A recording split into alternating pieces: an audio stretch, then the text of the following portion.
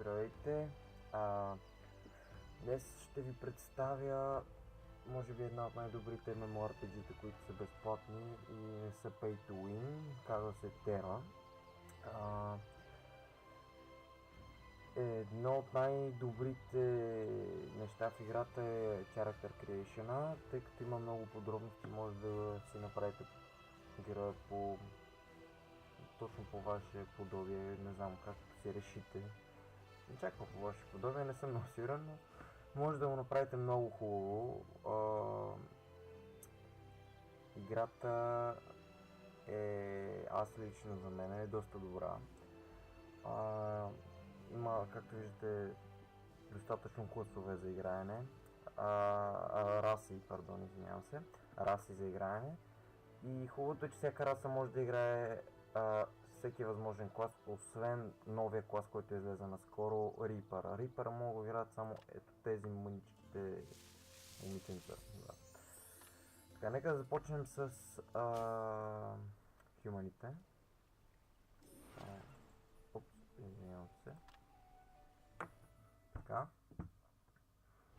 Видяхте мои други чарактери, които, да, не играя с тях. Така, нека да започнем с хюмана. Това са нещо като спеловете на хюмана. Има си едни, някои са пасивни, някои са актив. Ето и женския вариант на хюмана. Стане. В зависимост какъв сървър изберете, това е много важно за хората, които обичат PvP, в зависимост от какъв сървър изберете, ви се дава на определен левел една магийка, с която се правите Open for PvP. Ще ви демонстрирам по-нататък в клипа какво представлява това. Общо взето има World PvP, но само в PvP сървърите. Ако си изберете PvE сървър, няма PvP. World PvP, въпреки че има Battleground и има всичко останало, няма World PvP, тъй като всички раси са от един отбор и да. Когато някой убие един или двама, му се слага баунти и каквото и да натиска, да си маха PvP-то, да си го слага обратно, то PvP-то ма винаги пуснато, за да го убият много бързо. Недостатък на Open World естествено са по-големите левели, които ще ви стежняват живота непрекъснато. Но аз нямах проблем с това, докато моите приятели не решиха, че трябва да играем в друг сервер. Както и да е. Този пичага може само... има само мъжки пол, явно в расата. Някакви сладки, малки, не знам какво са, попорика. Както ви демонстрирах Елин, може само женски. Барака, някакви внушителни пичаги, които не знам, много са ми странни малко, не знам. Интересното тук, кажете разликите. Единствената разлика е, че тук елфа има гърди и тук няма, а това е мъжко, както и да е. Да видим какво си направим.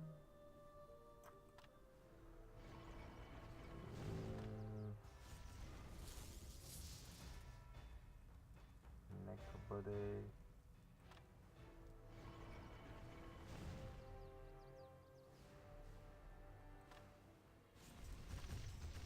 имам.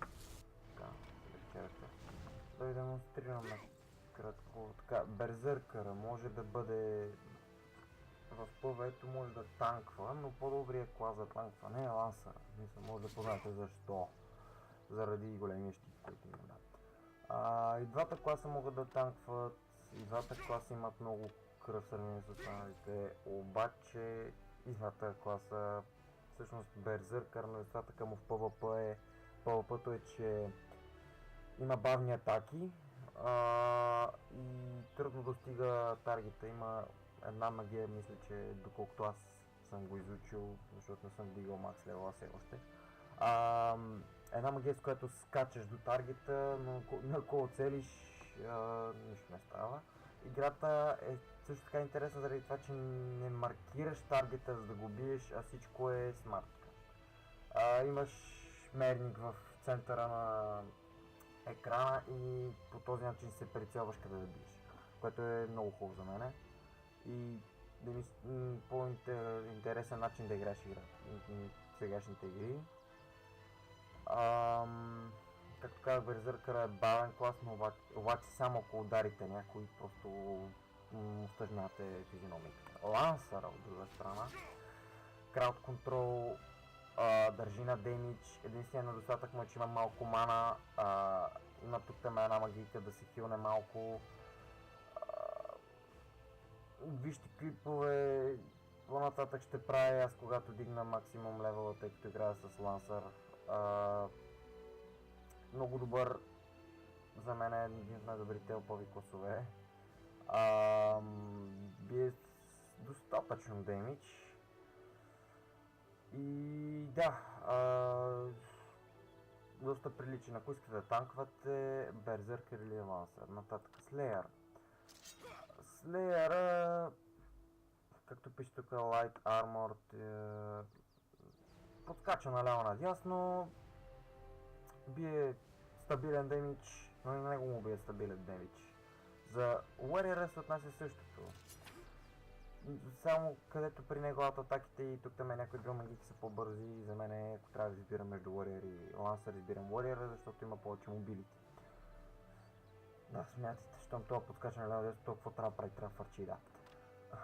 Така, нататък, Sorcerer. Sorcerer е Ranged клас, доста опав, ако си на целите магиките, бие много демидж. Наистина много демидж. Така, нататък. Арчера, същото. Общо всичко, ако го играете, докато стигнете максимум левел, мисля, че сте разбрали класа, който играете, ще го играете доста добре. Арчера, пак Ranged клас, лъкче, глупости, алабала. Добър за PvP. Прайста и Мистика са съпортърските класове в играта. Прайста обаче е по-фокусиран върху хилване, основно върху хилване, докато Мистика призовава миньони на своя страна, които използва за да бие демидж или да дава бъфове на своите парти мембери. Както и да е. Ако искате да сте чисто хилър, прайста е за вас. Ако искате да биете демидж, някакъв демидж и в същото време да хилвате околните, Мистика е за вас. Така, нека да си направим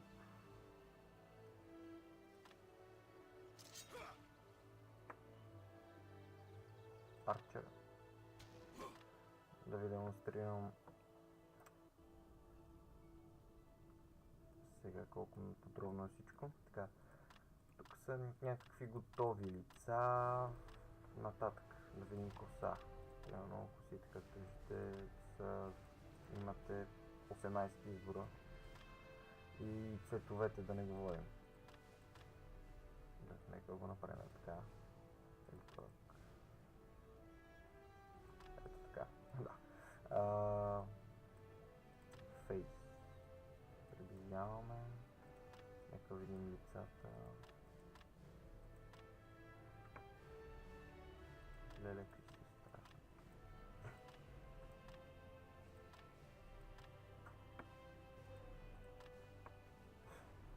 Окей, нека бъде този безоко, който е.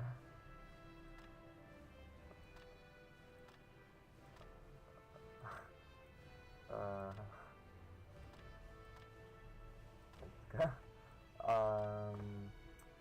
Ето тук идва доста подробно как да си направите лицето, Bone Structure, Ice, как да се разположени, колко да са широки, на каква височина да са, каква широчина, какъв наклон, везите, нагоре-надолу, така.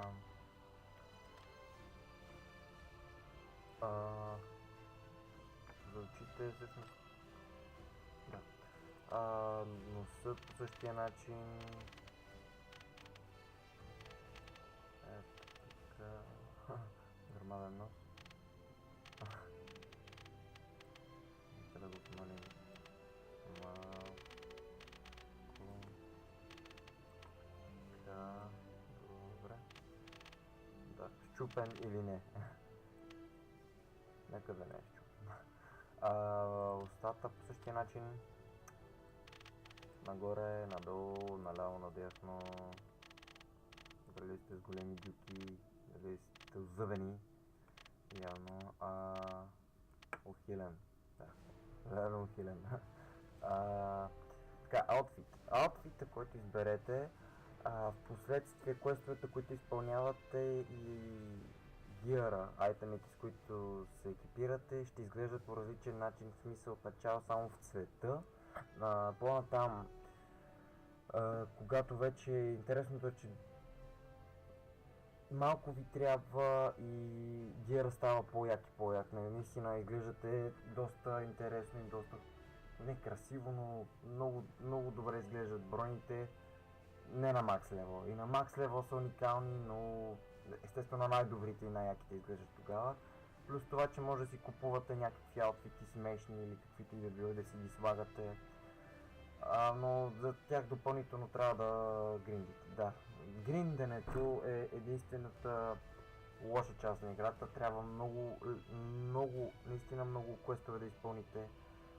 Ще ви отнеме доста време докато свикнете, но ви давам подсказка малко, така да го нарека. В момента, в който стигнете до възможността да използвате дънжени, използвайте ги, двойно по-бързо ще дигнете левел чрез тях. Обаче не забравяйте нещо, което началото всеки новак прави, който аз правих допреди. Имате сторилайн квестове. Те са отбелязани в червено. Сега ще ви демонстрирам, които трябва да изпълнявате и когато стигнете до определен левел, трябва да вдигнете по един или два левела, за да продължите сторилайн квестовете. Затова следете много внимателно какво правите, кои са ви сторилайн квестовете и да, не си натрупвайте излишни квестове. Така, фит, да избереме, ще се забавихме много. Доста интересни са на арчера.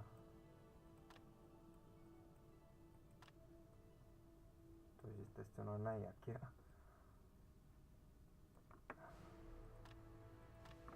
Видите, доста разнообразие има. Нека бъде този. Естествено, връза се с косата. Така, може да изберете глас.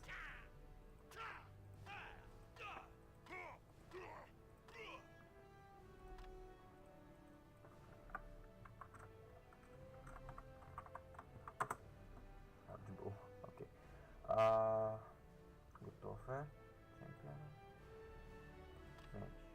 Така, сега ще ви представя, както казах в началото на клипа, въпросният спел, с който пускате Player vs Player системата в Open World и може да се биете с всеки, който искате или всеки да бие вас.